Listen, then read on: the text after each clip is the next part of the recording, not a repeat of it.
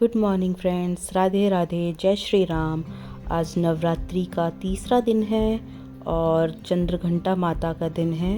अभी हम जाएंगे, सुबह हो चुकी है, तैयार हो चुके हैं। और ये रखा हुआ है, क्या रखा है, ये मेरा ABC जूस है और पपाया कटवाया था मैंने आज। तो अभी हम पूजा करेंगे। हम मंदिर में आ चुके हैं, अभी हम पूजा करेंगे और अभी जाके जल चेंज कर लेते हैं। ये जो आप देख रहे हैं, ये लोटा, ये कमंडल बोलते हैं। ये मेरी दादी ने मुझे दिया था, शादी के बाद गिफ्ट किया था, तो ये मेरे लिए बहुत ही स्पेशल है। और ये पिछले मंथ मेरे मम्मी पापा आए थे, तो हम लोगों ने रामचरितमानस, उन्होंने बोला था मंदिर में अपने घर में ज़रूर रखनी चाहिए, तो वो मंगा के रखी और उस पर पीले कलर का कपड़ा चढ़ाया हुआ है, कवर किया हुआ है उसको। और आज चंद्रघंटा माता का दिन था, तो इसलिए मैंने उनका पाठ किया, उनको याद किया, उनसे आशीर्वाद लिया। और उसके बाद मैंने अपनी जो मैं रेगुलर हनुमान चालीसा का पाठ करती हूँ वो किया। वो करने के बाद मैंने कपूर की बाती भी जला दी थी। ये हनुमान बाबा हैं मेरे। इसके बाद मैं अपनी चिड़ियों से मिलने आ गई थी। ये स्काई बैठी हुई हैं, उधर हरी भी बैठ के कुछ तो बाहर देख रही थी और दोनों ही अच्छे मूड में थी आज। और अब हो गया है हमारे शाम के नाश्ते का समय और आज हमने बनवाया था प्याज और आलू के पकौड़े, क्रिस्पी क्रिस्पी, क्योंकि बाहर मौसम बहुत अच्छा है, बारिश हो रही है और साथ में पुदीने की, हरी धनिया की चटनी है, चाय है। अब बारी आती है इंडिया टू लंदन ट्रिप के किस्से और कहानियों की, तो प्लीज़ एंजॉय कीजिए और शेयर कीजिए अगर आपकी कोई ऐसी कहानियाँ हैं तो। आज मैंने डिसाइड किया है इस ब्लॉग में मैं आप लोगों के साथ अपने कुछ एक्सपीरियंसेस, कुछ स्टोरीज जो कि मेरे यूके ट्रैवल के साथ एसोसिएटेड हैं, वो शेयर करूँगी। स्टोरीज़ छोटे छोटे हैं, छोटे छोटे इंसिडेंट्स हैं, छोटी छोटी चीज़ें जो मैंने ऑब्ज़र्व की। कुछ चीज़ें फ़नी थी, कुछ ब्लंडर्स थे, क्योंकि ब्लंडर्स तो होते रहते हैं। पता नहीं मेरे साथ, मुझे लगता है कुछ टेक्नोलॉजी से रिलेटेड कोई ग्रह है और कुछ ट्रैवल से रिलेटेड भी ग्रह है। तो वो ट्रैवल वाला जो ग्रह है वो तो बहुत प्रोमिनेंट है। मेरे घर वाले तो बहुत पहले से इसके ऊपर बहुत हंसी मजाक करते थे, बट स्टिल इस बार फिर से हुआ मेरे साथ, तो मैं आपके साथ शेयर करूँगी। और साथ ही वो एक लर्निंग भी है, क्योंकि जब भी आप कुछ ऐसा ट्रैवल करें किसी भी दूसरी कंट्री में, तो आपको ये सारी चीज़ें अच्छे से पता हो। मैंने अपने फ़ोन में एक क्यू कार्ड टाइप का बना रखा है, सो दैट मैं वो स्टोरीज़ कौन कौन सी आपसे शेयर करनी है वो मुझे पता हो और मैं अपने एक भी चीज़ मिस ना करूं बेसिकली। तो क्या स्टोरीज़ थी, यहाँ से मैंने स्टार्ट किया था सफ़र अपना एयरपोर्ट के लिए, टर्मिनल 2 बेंगलोर के से मेरा यूके का फ़्लाइट था, तो दुबई में लेओवर था 2.5 घंटे का और रात की फ़्लाइट थी, अर्ली मॉर्निंग कह सकते हैं। मैं यहाँ से निकल चुकी थी घर से करीब 11 बजे, बिकॉज जब आप फॉरेन ट्रैवल करते हैं तो बहुत सारे प्रोसेस होते हैं इमिग्रेशन से रिलेटेड, तो इमिग्रेशन में आपको 3-4 घंटा का मार्जिन लेके चलना चाहिए। लकीली उस दिन बहुत कम रश था, तो मेरा सारा प्रोसेस बहुत जल्दी कंप्लीट हो गया था, बट स्टिल मैं घर से निकल गई थी 11 बजे और पहुंच गई थी टाइम से एयरपोर्ट टर्मिनल 2। वहाँ पर सब कुछ सही से रहा। इमिग्रेशन में जब आप गए थे, मैंने आपको अपने पहले वाले ब्लॉग में बताया था कि क्या क्या डॉक्यूमेंट चाहिए होते हैं। बेसिकली आपका पासपोर्ट, जो भी आपके जितने भी पासपोर्ट, ओल्ड न्यू, जैसे कभी आपका पासपोर्ट एक्सपायर हो जाता है तो आपके पास नया पासपोर्ट होना चाहिए। ट्रैवल डेट से पहले एटलीस्ट आपका पासपोर्ट 6 मंथ तक वैलिड होना चाहिए, मतलब उसका एक्सपायरी कोई नियर बाय नहीं होना चाहिए, तो आप ये मेक श्योर कर ले। इन केस अगर आपको ट्रैवल करना है और आपका पासपोर्ट एक्सपायर करने वाला है, तो पहले ही उसका रिन्यूअल प्रोसेस देख लें और उसको रिन्यू करा लें। तो आपका दोनों पासपोर्ट होना चाहिए, आपके पास वीज़ा होना चाहिए, वैलिड वीज़ा। तो लाइक मैं यूके ट्रैवल करी थी, तो यूके का वीज़ा मैंने अप्लाई किया था अपने, and it was a official trip. तो मेरे ऑफिस की जो ट्रैवल टीम है उन्होंने उस चीज़ पे मुझे सपोर्ट किया था, मुझे हेल्प किया था और वीज़ा वगैरह का पूरा उन्हीं के थ्रू प्रोसेस हुआ था। तो आपके पास वीज़ा होना चाहिए, आपके सारे डॉक्यूमेंट्स, जैसे कि मैं जा रही थी कॉन्फ्रेंस को अटेंड करने, ऑफिस की ऑफिशियल कॉन्फ्रेंस थी, तो उसके रिलेटेड इनविटेशन लेटर होना चाहिए आपके कंपनी हेड की तरफ से, और आपका जो भी सपोर्टिंग डॉक्यूमेंट्स है basically to show that you are going there for business official things and you are going to stay. अगर आपका अकोमोडेशन ऑलरेडी फाइनलाइज्ड है तो अकोमोडेशन की आपके पास फाइनलाइजेशन की कॉपी होनी चाहिए, और यही सारी जो आपके ट्रैवल से रिलेटेड सपोर्टिंग डॉक्यूमेंट्स हैं। और अगर आप फॉरेन एक्सचेंज कैरी कर रहे हैं, जैसे मैंने ओक फॉरेक्स से अपना फॉरेन एक्सचेंज लिया था, कुछ करेंसी, ज़्यादा करेंसी नहीं लिया था मैंने, कुछ 19,000 इंडियन रुपीज़ को कन्वर्ट कराया था, जो कि around 120 GBP that is great Britain pound में कन्वर्ट हुआ था। और that was sufficient enough for me, क्योंकि बाकी सारा जो भी एकोमोडेशन है और मेजर कम्यूट है वो कंपनी मैनेज कर रही थी। तो वो आप कैरी करोगे तो उसका एक रसीद देते हैं वो लोग फॉरेक्स वाले, तो वो भी आपके साथ होना चाहिए। तो ये सारी जो कुछ चीज़ें हैं जो मैंने अपने पहले ब्लॉग में भी स्निपेट्स में डाला है, तो वो आप ज़रूर से ध्यान से रखिए। और आपका इमिग्रेशन में वो कुछ क्वेश्चंस पूछते हैं, कभी कभी नहीं भी पूछते हैं। मेरे साथ इस बार कोई क्वेश्चन नहीं पूछा, उन्होंने पासपोर्ट लिया और चेक किया सारे डॉक्यूमेंट्स, वीज़ा वगैरह, उसके बाद स्टैंप लगाया and then I was clear for next process that is security check. मैंने अपना सिक्योरिटी चेक किया। सिक्योरिटी चेक इन के लिए भी मेरे पास ये मेरी कुछ लर्निंग्स है जो मैंने US ट्रिप से सीखी थी, कि हमेशा जो आपके इलेक्ट्रॉनिक्स होते हैं, जैसे कि आपका कोई भी बैटरी आइटम हुआ, माउस हो गया, लैपटॉप की बैटरी हो गई, या आपका पावर बैंक हो गया, या आपका कोई भी ऐसा आइटम जिसमें बैटरी या इलेक्ट्रॉनिक्स वाली चीज़ें होती हैं, आप उसको एक पर्टिकुलर ट्रांसपेरेंट पैकेट में रखिए। तो मैंने एक ट्रांसपेरेंट बैग रखा हुआ है, उसमें मैं सब कुछ डाल देती हूँ, और जब मैं उसको सिक्योरिटी चेक इन काउंटर पे जाती हूँ तो ईजी होता निकालना, और चांसेस कम होते हैं कि आप कोई भी चीज़ ऐसे मिस आउट करेंगे और आपका बैग दोबारा से चेक इन के लिए दोबारा से भेजा जाएगा। और पानी की कोई बॉटल, नॉर्मली 100 ml तक का जो लिक्विड होता है वो अलाउड होता है, तो पानी का जैसे कोई चीज़ हुई तो। और काफ़ी लर्निंग्स मेरी ऐसी भी रही कि अगर कुछ की चेन हुआ मेरे पास तो मैं वो भी निकाल लेती हूँ, और पाउडर जैसा कुछ सब्सटेंस हुआ तो वो भी निकाल देती हूँ मैं।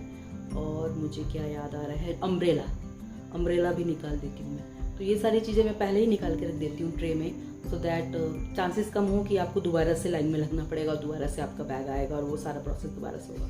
तो सिक्योरिटी चेकिंग भी बहुत आराम से हो गया था।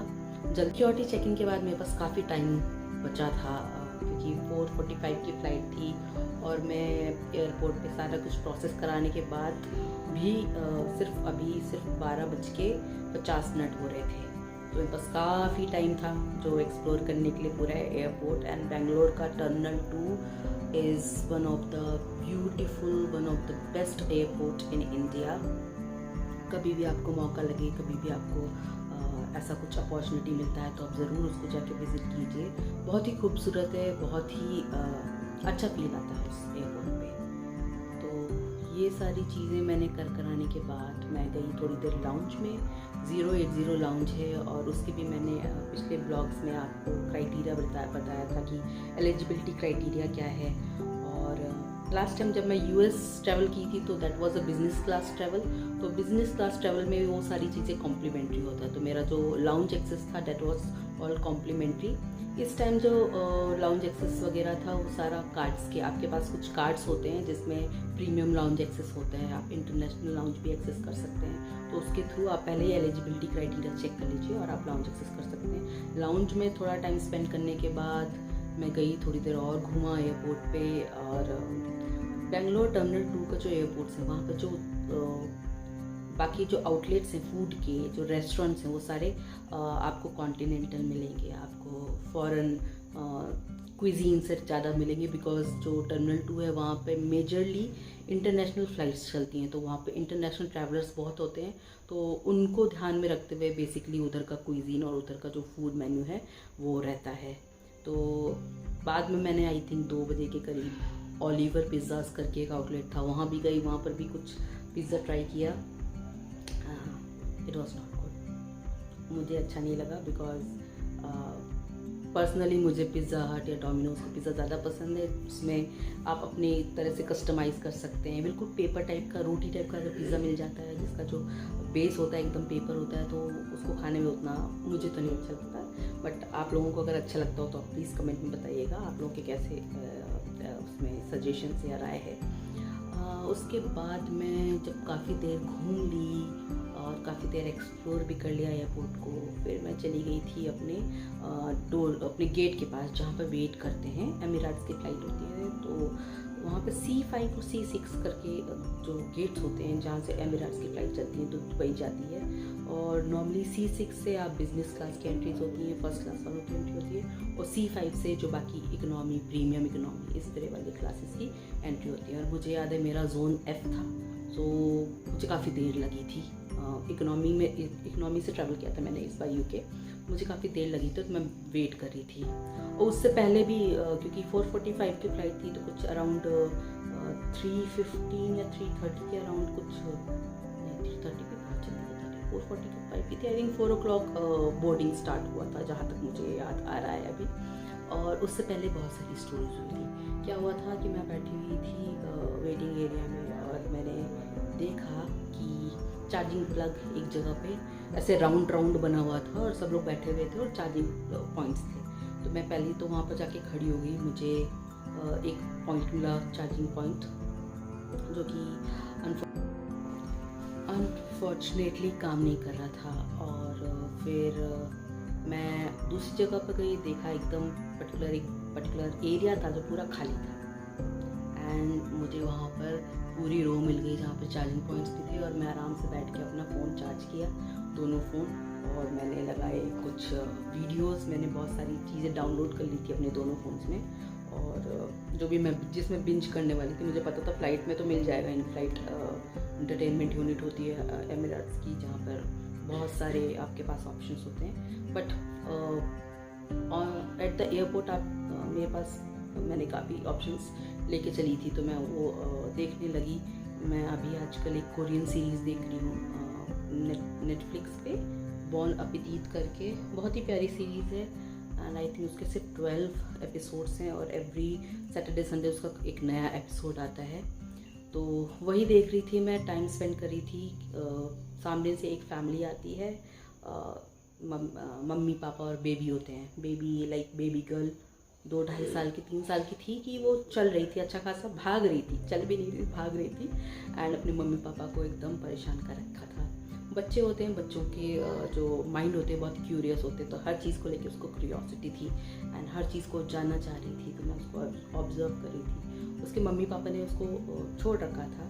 एक टाइम पे तो ऐसा आया कि उसके पापा उसको कुछ समझा रहे थे, तो वो नहीं समझ रही थी और उसने अपने पापा को कस के स्लैप किया।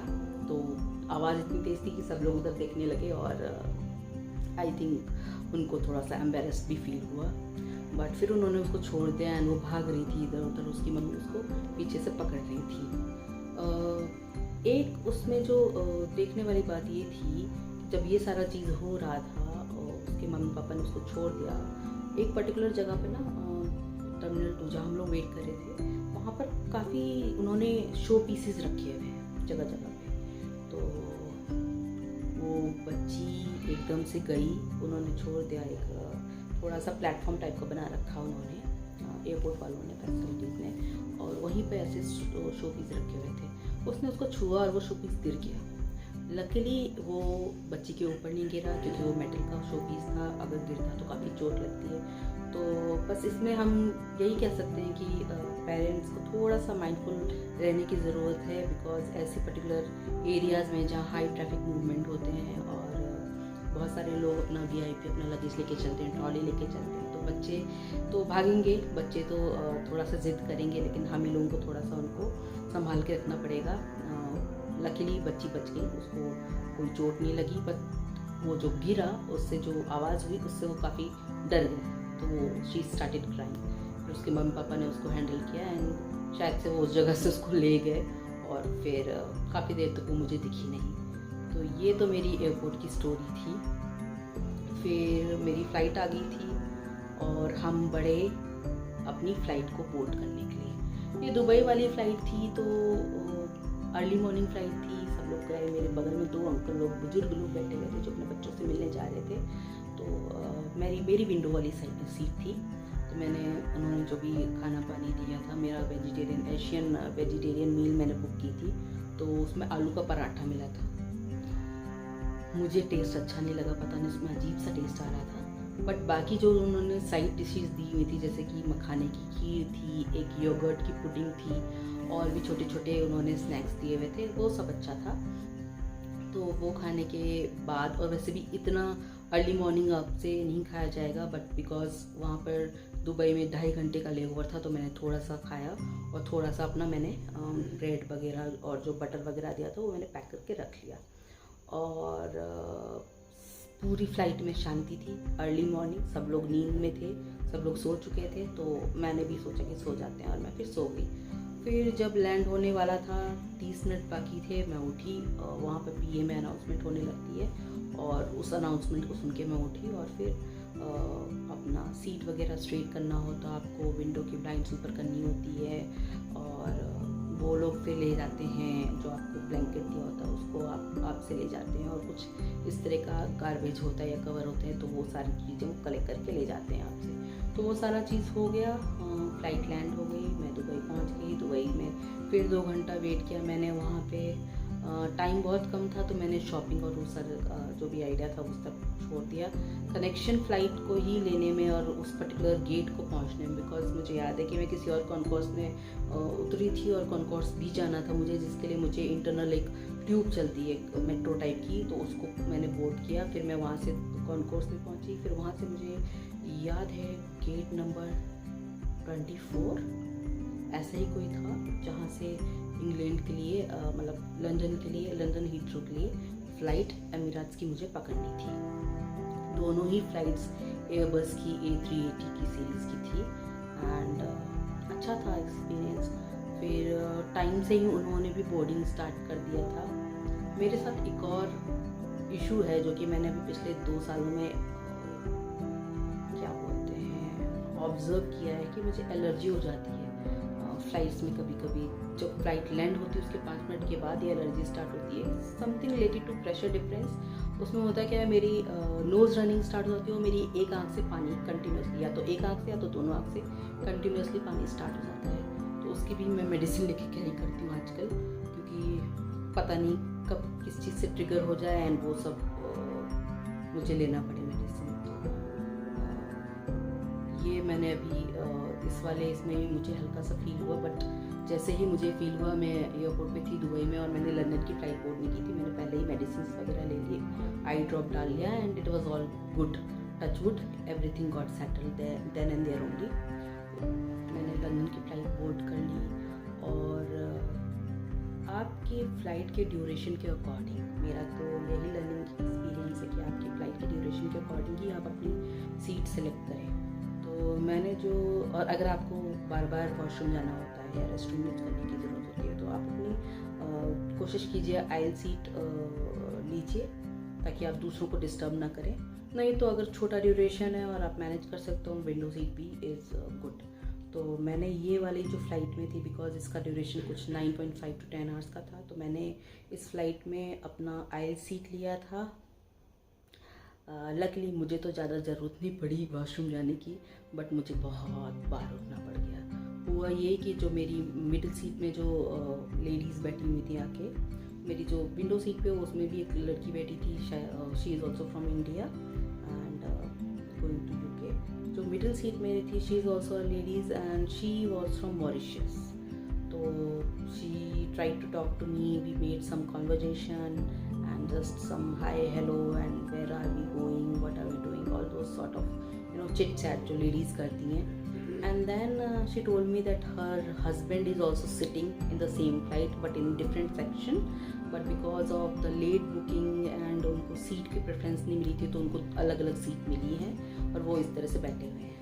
तो through out the flight she keeps on going and visiting her husband, कभी वॉशरूम तो कभी हस्बैंड, तो कभी कुछ तो कभी कुछ।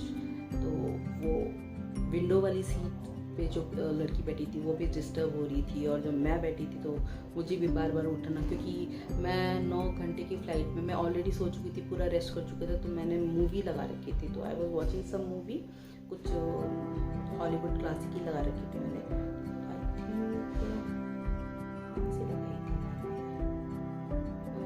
एडवर्ड सीजरहैंड से ऐसा ही कुछ मैंने मूवी लगाई हुई थी, मैं वही देख रही थी और डिनर भी कर रही थी साथ साथ। बहुत डिस्टर्ब हो जा रहा था, आपको पूरा हटाना पड़ता है, आपको फोल्ड करना पड़ता है आपका ट्रे टेबल, एंड फिर वो जाएंगी, and every time she was like sorry thank you sorry thank you. But हाँ, कभी कभी हमको दूसरों का भी समझना चाहिए। मैंने समझा उनका, बट शायद उन्होंने मेरा नहीं समझा या उन्होंने साइड वाले का नहीं समझा, तो दोनों के लिए बहुत ही इनकन्वीनियंट हो गया था। तो हालांकि मुझे वो चीज़ अपने लिए करनी थी आयल सी, बट वो मेरे से ज़्यादा किसी और के लिए यूज़फुल हो गई। तो आप लोग ये ज़रूर देख लीजिए आप कौन सी सीट बुक कर रहे हैं। तो ये एक और लर्निंग थी जो मेरी सीट बुकिंग से रिलेटेड थी।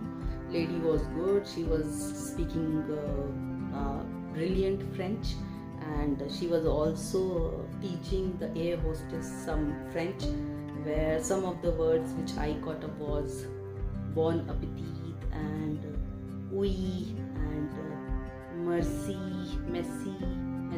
I think वो thank you को बोलते हैं, merci something. So it was good all together. बस वही एक पोर्शन ऐसा था, बाकी खाना बहुत अच्छा था और उस वाली फ्लाइट में जो उन्होंने दिया था। और जो पुडिंग थी वो तो लाजवाब थी। उन्होंने कुछ फलूदा टाइप का दिया था रोज़ फ्लेवर में, यम था। सो बाकी सब भी अच्छा लगा। और फिर मैं लैंड होती हूँ लंदन के स्टेशन में, लंदन के हीथ्रो एयरपोर्ट पे। लंदन स्टेशन पहुँच गई है, और लंदन के हीथ्रो एयरपोर्ट पे क्या होता है वो मैं आपको बताऊंगी अपने नेक्स्ट ब्लॉग में। और बहुत ही मज़ेदार एक स्टोरी हुई है मेरे साथ, और आई जस्ट होप वो किसी और के साथ ना हो, बिकॉज़ हालांकि वो मज़ेदार है लेकिन बहुत ही स्केरी भी था और बहुत ही नर्वसनेस से भरा हुआ था। क्योंकि मुझे पता है जब मैं उस पर्टिकुलर एक्सपीरियंस के थ्रू जा रही थी, how I survived. So just keep watching my vlogs, and do like, share, subscribe, and let me know if you want to understand more about some of the travel experiences, or if you have any queries. Thank you. Bye bye. Good night. Jai Shri Ram. Thank you for watching, friends. Please do like, comment, subscribe and share, and also share your stories. Thank you.